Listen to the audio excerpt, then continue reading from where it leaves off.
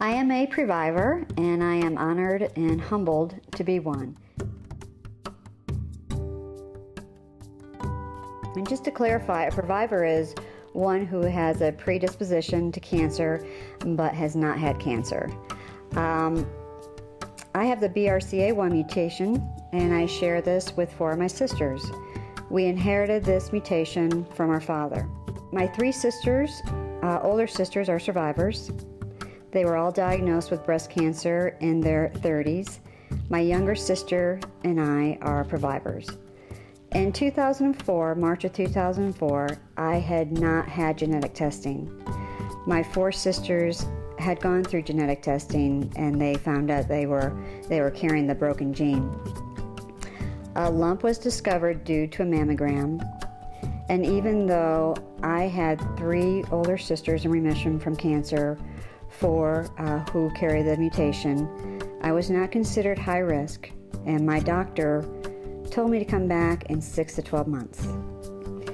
Now, seeing what my sisters went through with cancer and all the doctors they saw initially told them, it's probably not cancer, you're too young.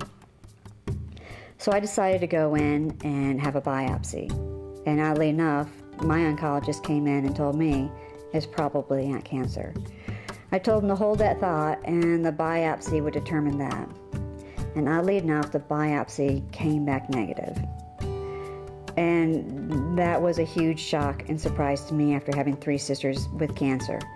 But I was so foolish to think that because my biopsy was negative, I did not have the gene. After all, what were the chances of all 5 girls having the BRCA1 mutation? It was just extremely rare.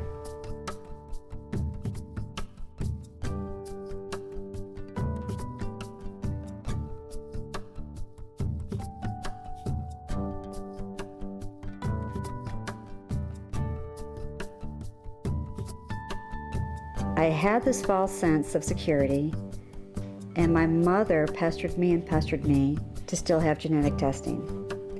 6 months later, I had genetic testing.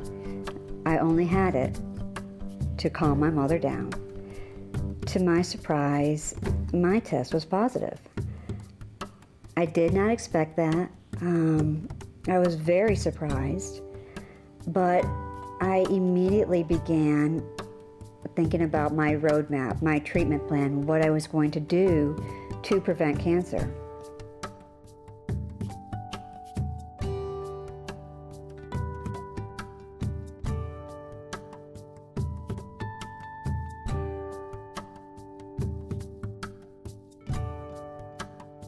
I was now considered high risk. I was monitored. I was watched very closely. And I had choices. I had choices of what I was going to do to prevent cancer.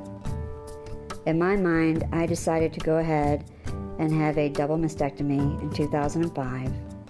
And a few years later, I had my ovaries removed. And some have said to me that's liberal or seemed invasive. And to some, yes, but to me, no. Because I saw my 3 older sisters go through chemo, radiation, surgeries, various medications. I saw the emotional toll and impact it had on their families. If I could do something to prevent, to decrease my risk of getting breast cancer or ovarian cancer, I was going to go ahead and do it. Now I'm happy to say that I'm 44, I'm healthy, I'm a triathlete, I'm very nutrition conscious, but most importantly, I'm a mom.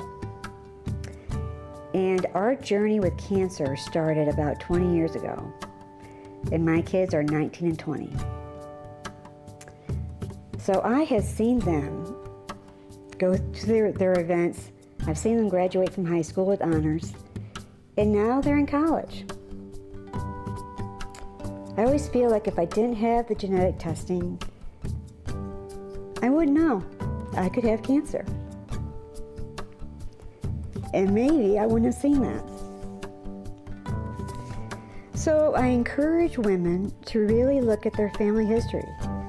is cancer in your family, you're in control of your treatment. You're in control of your roadmap. You know. You know, knowledge, they say, is power, but it's not just power. It's given me life. And, you know, I really have to thank my sisters. Unfortunately, they were my guardian angels. And I wish they had the chance that I had.